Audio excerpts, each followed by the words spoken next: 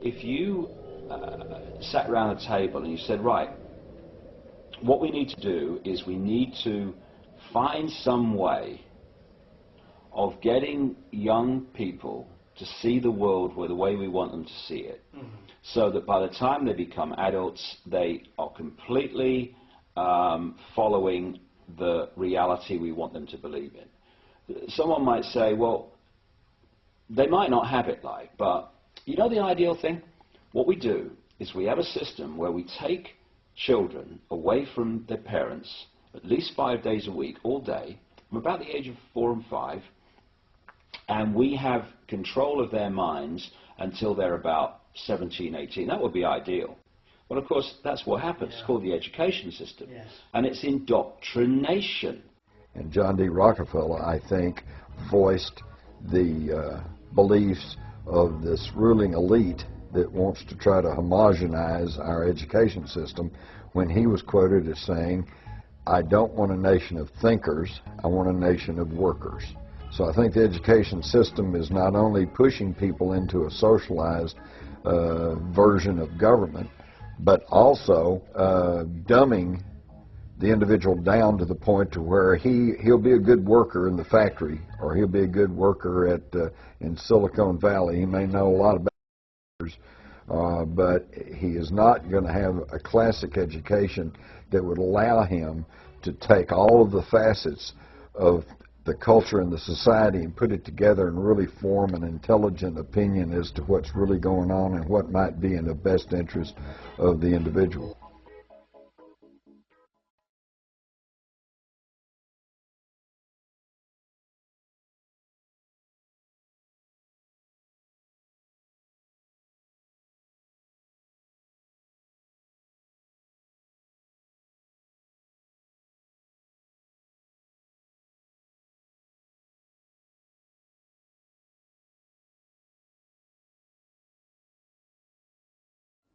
The brain is two halves of the brain.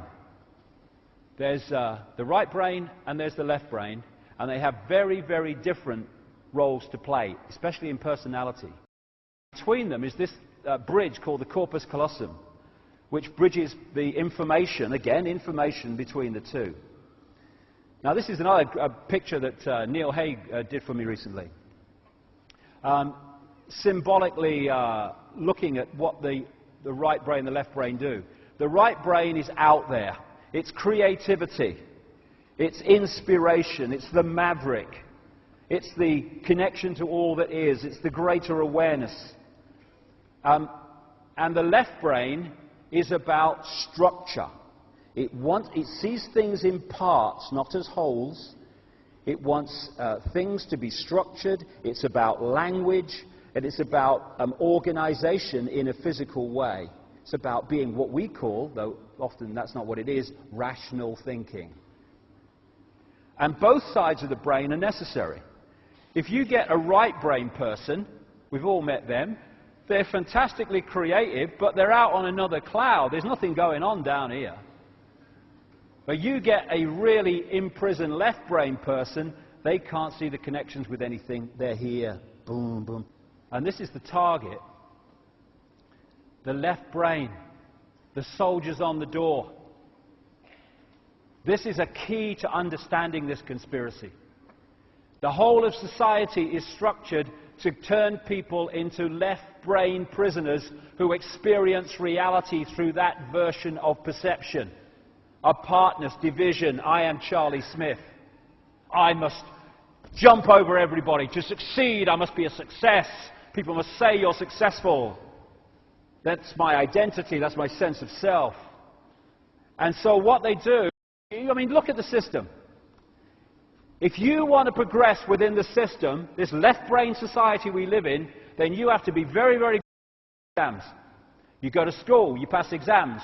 And what are you doing in exams? You're taking information given to you, you're putting it in the left brain, you're holding it, you're regurgitating it out on an exam paper by telling the system what it's told you to believe. If you're very good at that, you go to university. If you're really good at that, you go to Oxford University or Cambridge or Yale or somewhere, unless you've got a few quid, in which case you go anyway, like George Bush. Anyway, And then you choose your speciality. If you're very, very good at university at passing exams, boom, boom, boom, boom, boom, boom, then you get great degrees, and then you get your speciality, and you go into being a doctor, or being a scientist, and being even a politician, all these people. And therefore, all these people that are in the positions of power within the institutions that control and dictate the reality and direction of society are all, by the time they get there, fully paid up prisoners of the left-sodding brain. That's why scientists can't hit most of the mainstream ones, because they're so in ear. How can they understand concepts of reality in ear? They can't. That's rubbish. I can't see it, taste it, hear it, or feel it, so it can't exist. But it does. No, it can't exist. And I'm a scientist. I'm clever. And so, if you look at society, you'll see more as the months go on. You are looking at a society designed to put the centuries across the entrance to that. We become prisoners, and that prison is the prison of the left brain. That's what it is, essentially.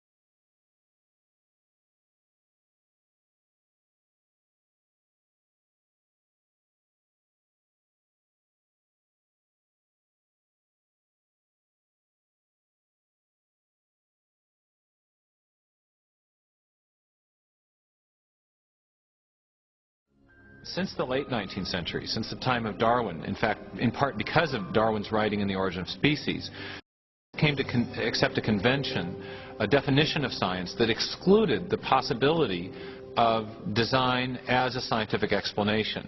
And that convention has a name. It's called methodological naturalism. And it just means that if you're going to be scientific, you must limit yourself to explanations that invoke only natural causes. You can't invoke intelligence as a cause.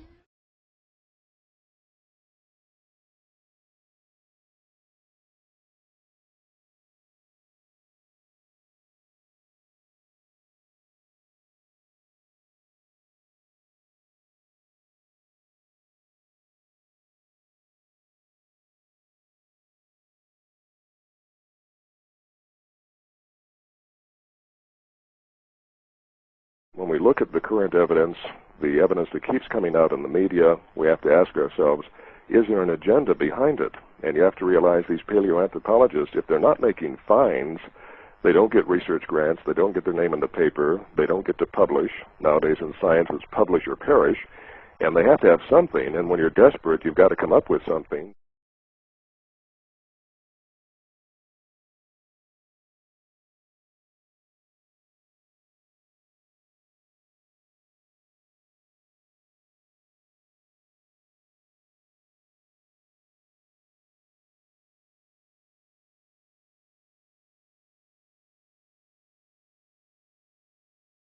Evolution is presented to grown-ups and taught to the very young as a fact that has been verified and demonstrated for so long that it is a waste of time and even ridiculous to question it.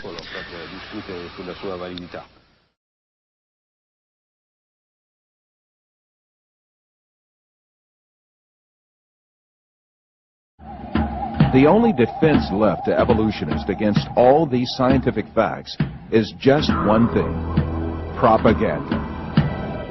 The baseless scenario of the human evolution is imposed on the public by means of imaginary drawings that appear in evolutionist publications. In these drawings, creatures with hairy bodies and simian features are decked out with overtones of human-like motifs.